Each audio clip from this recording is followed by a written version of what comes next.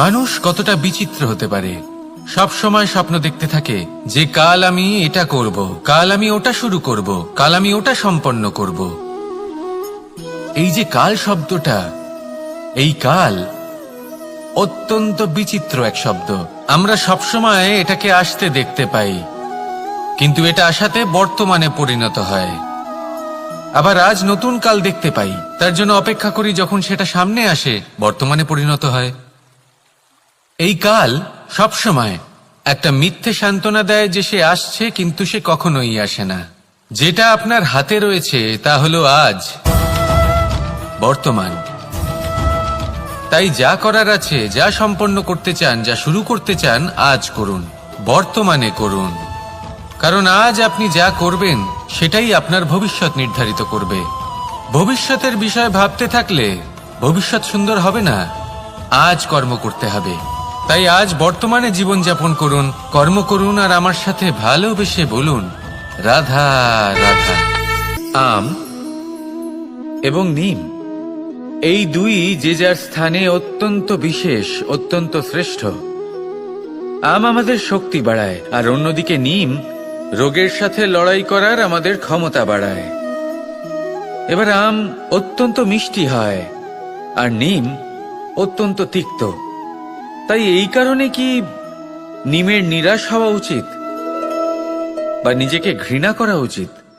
তার স্বাদ তিক্ত? কখনোই নয়।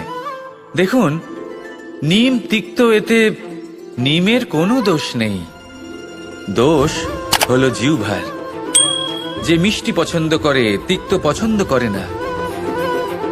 কিন্তু যদি আপনি নিজের জীবনে নিমের প্রয়োগ না করেন, তাহলে আপনার রোগ প্রতিরোধ ক্ষমতা বাড়বেই না।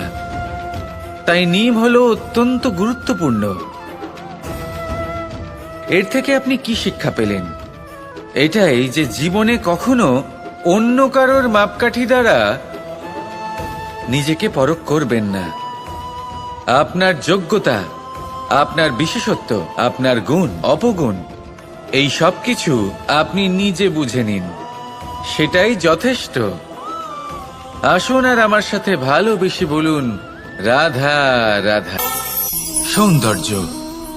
মানুষ নিজের সৌন্দর্যের বিষয়ে কতটা ভাবে, চায় যে সে সব থেকে বেশি রূপবান হবে, সব থেকে বেশি সুন্দর হবে। কিন্তু সৌন্দর্যের পরিভাষা কি তা কি সে জানে? কোনো মাকে জিজ্ঞেস করুন, ওনার জন্য সৌন্দর্যের পরিভাষা ওনার সন্তান। কোনো ভক্তকে জিজ্ঞেস করুন, ওনার জন্য সৌন্দর্যের পরিভাষা ওনার ভগবান। শ্রীরামকে জিজ্ঞেস করুন, ওনার জন্য সৌন্দর্যের পরিভাষা হলো হনুমান। ভাঙা হানু, ফুলে যাওয়া মুখ, দেখতে গেলে উনি বানর, লম্বা লেজ, এত নিরীহ যে ওনাকে অমূল্য মালা দিলে সেটা ছিঁড়ে তার ভেতরে শ্রীরামকে খুঁজছিলেন। কিন্তু ওনার ভাবনা কত সুন্দর। উনি এটা বিশ্বাস করেন যে সংসারের যতই মূল্যবান জিনিস দিয়ে এই মালা তৈরি করা হোক না কেন, যদি এর মধ্যে শ্রীরাম না থাকেন তাহলে এর মধ্যে কোনো অর্থ নেই। সৌন্দর্য রূপে নয়, ভাবনায় নিহিত থাকে। যদি আপনি সৌন্দর্য প্রাপ্ত করতে চান তাহলে তা কর্মে নিয়ে আসুন, ভাবনায় এবং বিচারে নিয়ে আসুন। এই সৌন্দর্য আপনার সাথেই থাকবে। যদি আপনি সৌন্দর্যকে রূপের মধ্যে খোঁজেন তাহলে কিছুক্ষণের জন্য পাবেন, সেই সৌন্দর্য সময়ের সাথে হারিয়ে যাবে। সৌন্দর্য যদি পেতে চান, খুঁজতেই চান, তাহলে হৃদয় খুঁজুন, কর্মে খুঁজুন। মন প্রসন্ন হয়ে বলবে, রাধা রাধা। বিপদ আপদ আপনাকে সন্ত্রস্ত করে রাখতে পারে, কিন্তু এই বিপদ প্রত্যেকের জীবনে কোনো না কোনো কারণে থাকে। এটা আপনাকে দেখায় যে আপনার মধ্যে কি খামতি রয়েছে, কেন রয়েছে। এই বিপদ হলো সেই মাধ্যম যার দ্বারা আপনি নিজের দুর্বলতাকে নিজের শক্তিতে পরিবর্তন করতে পারেন। একটা ফুলের দিকে তাকান। একটা ফুল, তার বুকে যখন একটা সূচ বিঁধে এপার ওপার হয়ে যায়, শুধু তখনই আমাদের প্রভুর জন্য ফুলের মালা তৈরি করা যায়। সেই জন্য কখনোই বিপদকে ভয় পাবেন না, তার থেকে দূরে পালাবেন না, একে স্বাগত জানান। বোঝার চেষ্টা করুন এই বিপদ কেন আছে।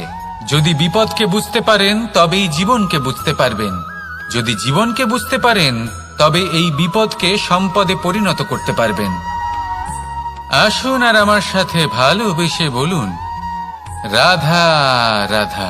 কথায় আছে, যখন আপনি যুদ্ধক্ষেত্রে দাঁড়িয়ে তখন শত্রুকে পিঠ দেখিয়ে পালিয়ে যাওয়া বা পিছু হটে যাওয়া অত্যন্ত অনুচিত যুদ্ধনীতি হয়।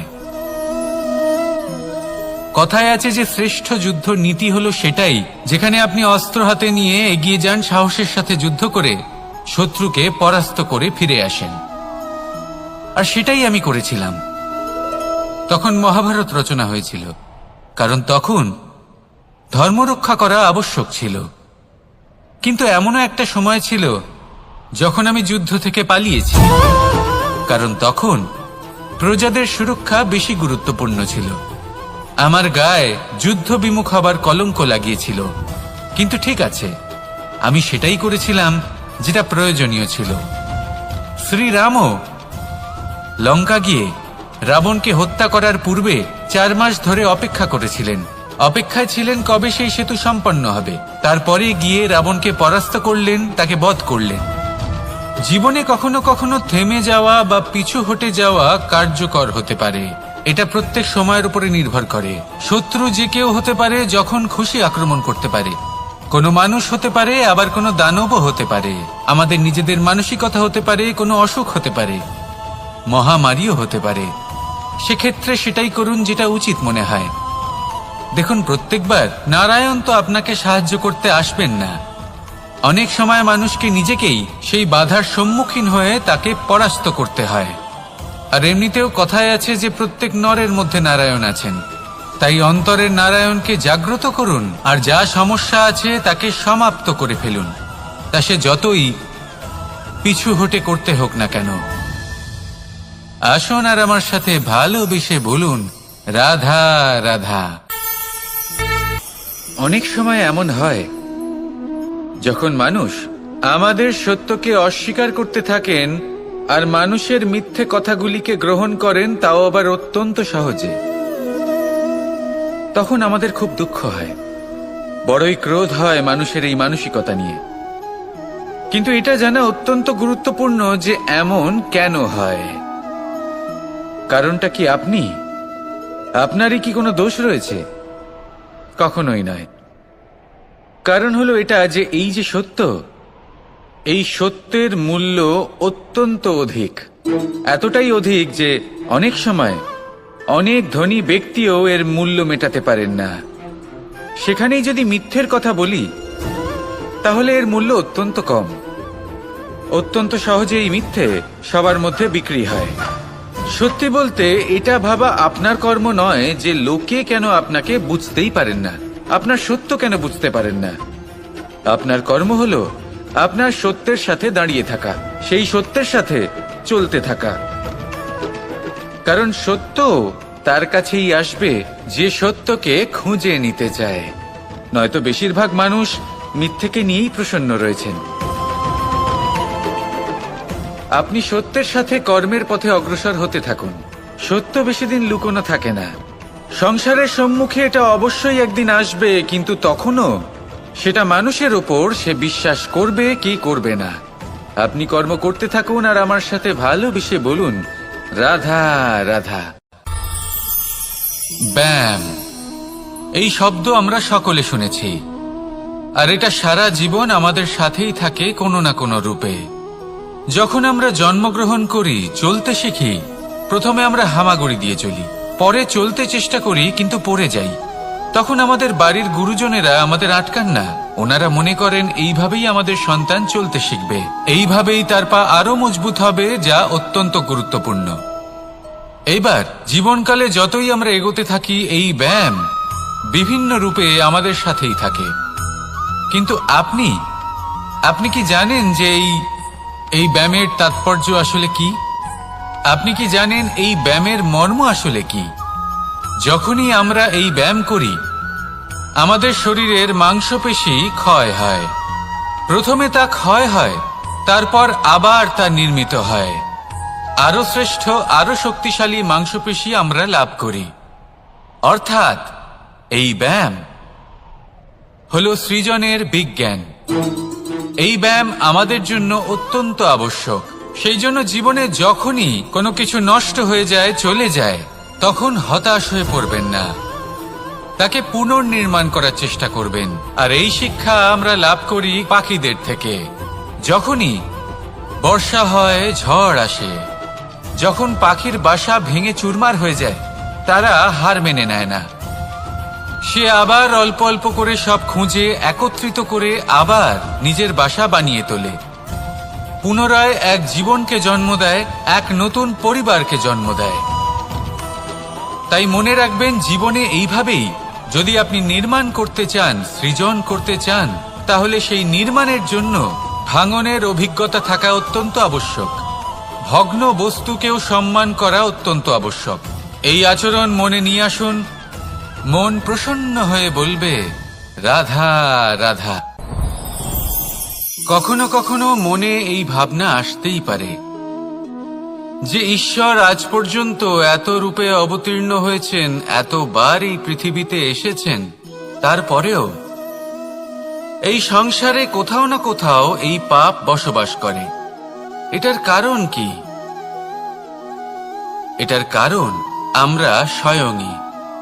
যখন কোনো ব্যক্তি এই পৃথিবীর পথপ্রদর্শন করে, এই সংসারকে উচিত দিশা দেখায়, এই সংসারের মঙ্গল করে, আমরা সেই ব্যক্তিকে মানুষ থেকে ঈশ্বর বানিয়ে ফেলি। সেই ব্যক্তির পতন স্বয়ং আমাদের হাতেই হয়ে যায়। কারণ সেই ব্যক্তি তার শ্বাস প্রশ্বাসের জন্য হয় না, সেই ব্যক্তি হলো সেই ভাবনা যা সে এই সংসারকে প্রদান করেছে। আমরা সেই ব্যক্তির ভাবনাটারই অন্ত করে দিই। এটা উচিত নয়। আমরা ওনাকে প্রভু মেনে নিই। প্রভু মানার পর আমরা ওনার কাছে প্রার্থনা করি, হে প্রভু আমাদের সাহায্য করুন। যদি উনি প্রভুও হন, তাও উনি পৃথিবীতে এসেছেন মনুষ্য রূপে। যা কর্ম করেছেন, যা শক্তি প্রাপ্ত করেছেন, এই দেহ থেকেই প্রাপ্ত করেছেন। আপনাদের এটা বোঝানোর জন্য যে এই কাজ আপনিও করতে পারেন। যারা সৎ আত্মা থাকেন, তাদের জন্য সর্বশ্রেষ্ঠ শ্রদ্ধাঞ্জলি হলো এটাই যে আপনি তাদের পদচিহ্ন অনুসরণ করে চলুন। না ওনাদের স্মরণে থাকুন, না পুষ্পের মালা ওনাদের চরণে রাখুন, বরং তাদের ভাবনাকে অনুসরণ করে সেই ভাবনা নিয়ে এগিয়ে চলুন। এটা না শুধু আপনার জন্য, বরং সমগ্র সংসারের জন্য লাভদায়ক। তাহলে এটাই করুন, আর আমার সাথে ভালোবেসে বলুন রাধা রাধা। মানুষ সত্যের সাথে অবগত হবার জন্য ব্যাকুল হয়ে থাকে, চিরকাল চেষ্টা করতে থাকে। জন্ম থেকেই তার মনে এই ইচ্ছে জাগ্রত হয় সত্যিটা কি সেটা জানতে। এবার এই ইচ্ছে, এটা পূর্ণ কিভাবে করা যেতে পারে? কারণ মনে হয় যে জ্ঞান অর্জন করলেই এই ইচ্ছে পূর্ণ হতে পারে। তাই কেউ কেউ জ্ঞানের পেছনে ছুটতে থাকেন। কেউ এটা ভাবেন যে এই ইচ্ছে পূর্ণ করা যেতে পারে ধন আর শক্তির দ্বারা, তাই তারা ধন আর শক্তি প্রাপ্ত করতে চান। কেউ আবার ভাবেন যে অন্তরের মন্থন দ্বারা এটা সম্ভব হতে পারে। এবার এটাও সত্যি যে মন্থন করলে অমৃত লাভও সম্ভব হতে পারে, কিন্তু তার জন্য এই মন্থন করার জন্য একটা উচিত দিকে অগ্রসর হওয়া প্রয়োজনীয়। উচিত সংযমের দ্বারা সামনে এগোতে হবে, আর কোনো আশা না করে সামনে এগিয়ে যেতে হবে, তবেই এটা সম্ভব হতে পারে। একটা বাদ্যযন্ত্রের কথা ভেবে দেখা যাক। তার থেকে সুর তখনই নির্গত হয় যখন তার তারগুলি ঠিক করে বাঁধা হয়। যদি বেশি বেঁধে ফেলা হয় তাহলে তার ছিঁড়ে যেতে পারে, আর যদি ঢিলে থেকে যায় তাহলে তার থেকে উচিত সুর নির্গত হবে না। একটা অত্যন্ত গুরুত্বপূর্ণ কথা মনে রাখবেন, সত্যকে লাভ করার প্রাথমিক আধার হল অনুশাসন। জীবনে এই অনুশাসন আনুন, সত্য আপনা আপনি আপনার কাছে চলে আসবে, আর এই মন প্রসন্ন হয়ে বলবে রাধা রাধা। মানুষ ছোট হোক বা বড়, রাজা হোক বা দরিদ্র, সমস্ত মানুষের মধ্যে একটা সামঞ্জস্য থাকে। সমস্ত মানুষের কাছে তার প্রশংসা অত্যন্ত গুরুত্বপূর্ণ। সে খুবই প্রসন্ন হয় যদি আপনি তার প্রশংসা করেন, কিন্তু আপনি যদি তাকে এটা বলেন যে এটা তোমার ভুল ছিল, তোমার কিছু খামতি ছিল, তখন সেটা সে মানতে রাজিই থাকে না। সব মানুষ এটা শুনতে পছন্দ করে যে সে যেটা করেছে সেটাই সর্বোত্তম। এবার আমি আপনাকে একটা কথা বলি, এ হলো নিন্দা, এ হলো প্রশংসা, আর এই হলো সত্য, যা সবার থেকে উচ্চস্থানীয়। সেই জন্য মানুষ আয়না দেখে। আয়না তাকে তার সৌন্দর্য দেখায় না, তাকে দেখায় যা সত্য, যাতে মানুষ আরো সুন্দর হওয়ার চেষ্টা করতে থাকে। তাই আয়না অত্যন্ত গুরুত্বপূর্ণ সত্যকে জানার জন্য। জীবনে নিন্দুকের মাহাত্ম্য প্রশংসকের মাহাত্ম্যের থেকে অনেক বেশি। কেন? কারণ তারা আপনাকে আপনার খামতি দেখায়, আপনার ভুলগুলো বুঝিয়ে দেয়, আপনাকে একটা সুযোগ দেয় নিজেকে শুধরে নিতে, নিজেকে আরো শ্রেষ্ঠ করে তুলতে, যা প্রশংসক করতে পারে না। তাই জীবনে যদি কখনো নিন্দা করা হয়, তাকে ভালোবেসে গ্রহণ করুন, ধন্যাত্মক রূপে গ্রহণ করুন। যদি নিজেকে কোনো শিক্ষা দেওয়া সম্ভব হয় তাহলে অবশ্যই দিন। দেখবেন মন প্রসন্ন হয়ে বলবে, রাধা রাধা। ফলটা দেখছেন আপনি? এটা সেই ফল যেটা গাছের সবচেয়ে উঁচু ডালে পাওয়া যায়, কিন্তু যখন এটা খসে পড়ে তখন এটা আকাশের দিকে যায় না যা ওপরে আছে, সে যায় সেই ভূমির দিকে যে নিচ থেকে তার দিকে তাকিয়ে থাকে। কেন? কারণ এই ফলের নিজের উচ্চতার ধারণা মাটির থেকে নিজের দূরত্ব দেখে হয়। এই ব্যাপারটাই আমাদের মানুষের জন্যও খাটে। যদি আপনি সম্পন্ন হন, তাহলে তাদের সাহায্য অবশ্যই করবেন যাদের সামর্থ্য আপনার থেকে কম, যাদের সাহায্যের অত্যন্ত প্রয়োজন। আপনার সামর্থ্য বেশি কারণ তাদের আপনার থেকে সামর্থ্য কম। দেখুন, জীবনে আনন্দ শুধু বড় হওয়ায় নয়, বরং তাদের সাহায্য করেও আছে যারা কোনো কারণবশত আপনার থেকে নিচে রয়ে গেছেন। আর যখন একটা ফল এই কথাটা বুঝতে পারে, তখন আপনি নয় কেন? রাধা রাধা। সময় বড়ই বিচিত্র অনুভব দেয়। যখন অপেক্ষা করছেন তখন অনেক লম্বা হয়ে যায়। প্রতিটা মুহূর্ত একটা গোটা দিনের মতো মনে হয়। ঠিক সেইভাবেই যদি কোথাও যেতে দেরি হয়, তখন সময় দৌড়তে থাকে। প্রসন্নতায় বয়ে যায় আর নিরাশায় থমকে যায়। আপনদের সাথে থাকলে সময়ের খেয়ালই থাকে না, শত্রুদের সাথে থাকলে সেই সময়ই খারাপ হয়ে যায়। কিন্তু এটাই কি সত্যি বাস্তব? না, সময় তো সময়ই হয়, নিজের গতিতেই চলে সে। শুধু সেই গতির আভাস আমাদের মানসিক অবস্থা অনুযায়ী বদলে যেতে থাকে। তাই এই সমস্যা সময়ের নয়, আমাদের মানসিকতা। তাই নিজেকে খুশি রাখুন, অন্যদেরও খুশি রাখুন। আগের সমস্ত ঘটনা ভুলে যান আর একটা উজ্জ্বল ভবিষ্যতের দিকে অগ্রসর হন। সময় সব সময় ভালোই লাগবে। প্রেম করুন সবার সাথে, সময় সব সময় সুখেই কাটবে। রাধা রাধা। অগ্নি জীবনে খুব মহত্বপূর্ণ হয়। এই অগ্নি উজ্জ্বলতা হয়ে আমাদের জীবিত রাখে।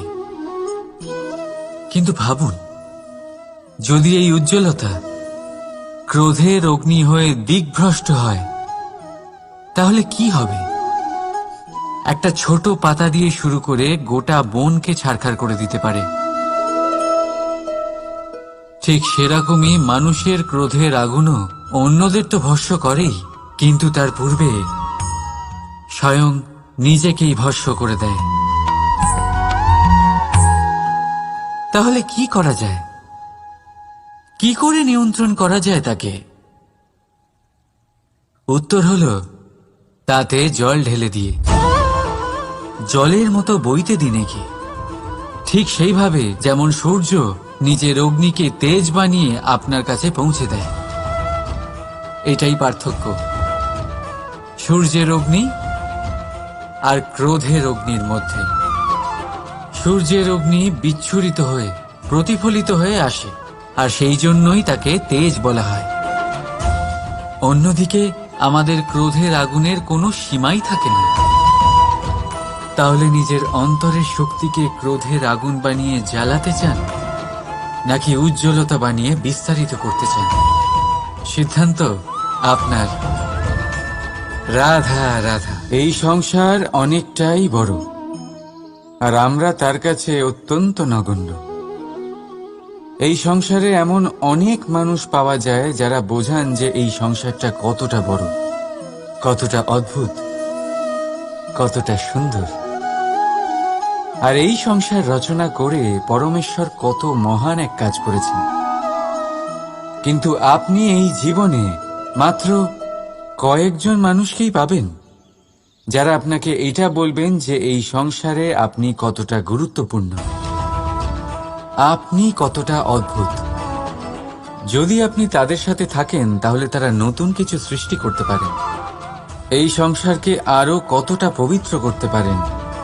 তাই এই সংসারকে গুরুত্ব না দিয়ে সেই মুষ্টিমেয় কিছু মানুষকে গুরুত্ব দিন, কারণ তারাই হলো আপনার আপনজন, আর তারাই আপনাকে সঠিক পথে চালিত করবে। মানুষকে তো বর্ষার স্রোতও বয়ে নিয়ে যেতে পারে, তাকে সাগরও ডুবিয়ে দিতে পারে, কিন্তু গঙ্গা জল সবচেয়ে বেশি শুদ্ধ, কারণ তার কয়েক ফোঁটা মানুষকে মুক্ত করে দেয়। রাধা রাধা। এ হলো একটা পাতলা সুতো। ভাবছি যদি এটা দিয়ে আমি পোশাক বানাই তাহলে নিজের জন্য কত সুন্দর একটা পোশাক বানাতে পারবো। কিন্তু যদি এটা আমি... চিন্তা করবেন না,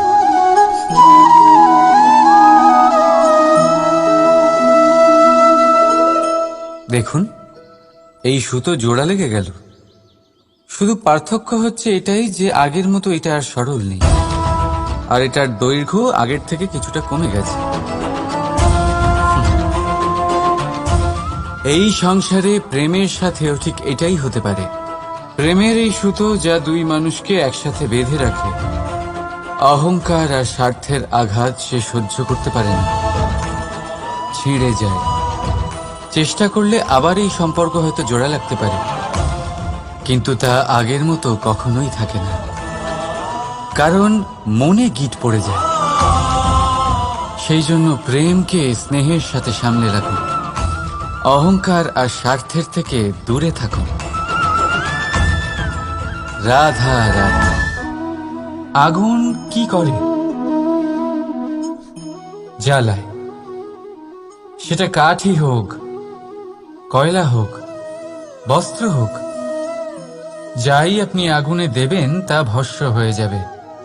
কিন্তু সোনা, যদি আপনি সোনা আগুনে ফেলেন তাহলে তা কুন্দন হয়ে নিজের অস্তিত্ব তৈরি করে। যদি আপনি লোহা গরম করেন তাহলে তা ইস্পাত হয়ে যায়। কেন? কেন হয় এরকম?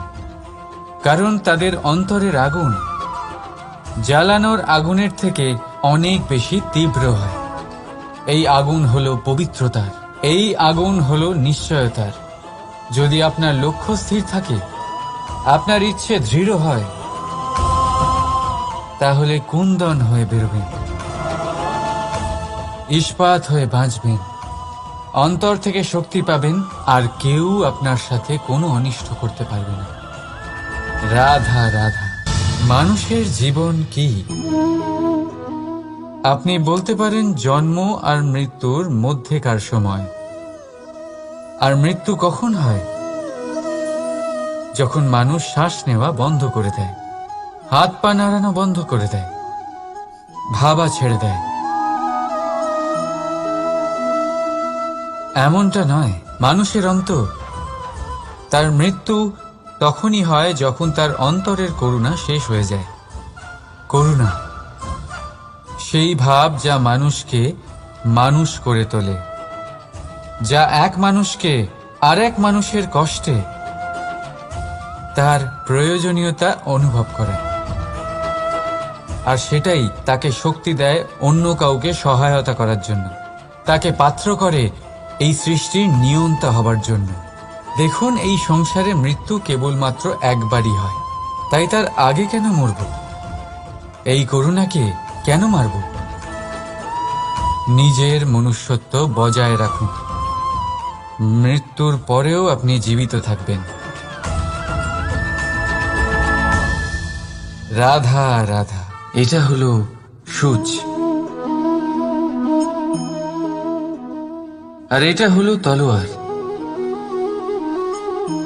এবারে আপনারা বলুন, আপনাদের দৃষ্টিকোণ থেকে এই দুই বস্তুর মধ্যে কোনটা বেশি শক্তিশালী আর গুরুত্বপূর্ণ হতে পারে? আপনি বলবেন তলোয়ারই সবচেয়ে শক্তিশালী বা গুরুত্বপূর্ণ। আচ্ছা, মানলাম যে তলোয়ার বেশি ভারী হয়। তলোয়ার আপনাকে যুদ্ধে বিজয়ী করে, যুদ্ধে শত্রুর বিনাশ করে, কিন্তু তলোয়ার দিয়ে আপনি কখনো আপনার বস্ত্র সেলাই করতে পারবেন না। যদি আপনার পায়ে কাঁটা ফুটে যায়, তা আপনি তলোয়ার দিয়ে বের করতে পারবেন না। আপনাকে সূচের ব্যবহার করতেই হবে। এবারে বলুন, তলোয়ার পেয়ে যাওয়ার পরে এইভাবে সূচকে হারিয়ে ফেলা কি ঠিক হবে?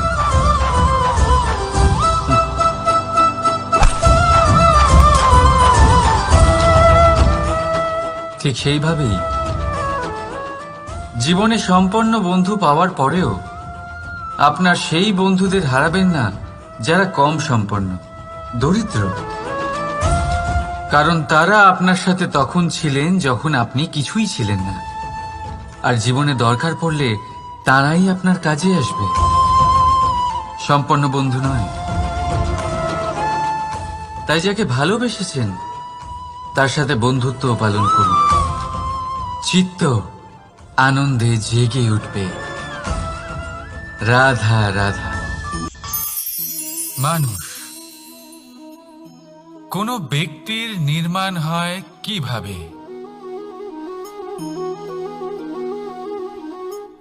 কেউ বলবেন পঞ্চতত্ত্বের দ্বারা, কেউ বলবেন আত্মা, দেহ ও চেতনার দ্বারা, কেউ বলবেন ঈশ্বরের কৃপার দ্বারা, তো কেউ বলবেন এই প্রকৃতির পরীক্ষার দ্বারা। না, মানুষের নির্মাণ হয়ে থাকে বিশ্বাস দ্বারা। ব্যক্তি তখনই গড়ে ওঠেন যখন ব্যক্তিত্ব থাকে, ঠিক কিনা? আর ব্যক্তিত্ব তখনই হবে আর সেরকমই হবে যেরকম বিশ্বাস আপনি নিজের উপরে রাখবেন। যদি আপনি মনে করেন আপনি বিষের ন্যায় হবেন, তাহলে আপনি বিষাক্তই হবেন। যদি আপনি এটা মনে করেন যে আপনি অমৃতের ন্যায় হবেন, তাহলে আপনি অমরই হয়ে যাবেন। যদি আপনি নিজের উপরে বিশ্বাস রাখেন যে আপনি সংসারের সব থেকে উঁচু পর্বতের শিখরে পৌঁছতে পারবেন, তাহলে আপনি অবশ্যই পৌঁছবেন। যদি আপনার এরকম মনে হয় যে আপনি এরকম কখনো করতে পারবেন না, তাহলে এরকম কখনোই হবে না। ভেবে দেখবেন, বিশ্বাসের মধ্যেই বিশ্ব বাস করে থাকে, তো আপনার অস্তিত্ব কেন করবে না? যেমন বিশ্বাস আপনি নিজের উপরে রাখবেন, তেমনই আপনি হয়ে উঠবেন। সেই জন্য নিজের উপরে বিশ্বাস রাখুন, আর হ্যাঁ, ভালোবেসে বলুন রাধা রাধা।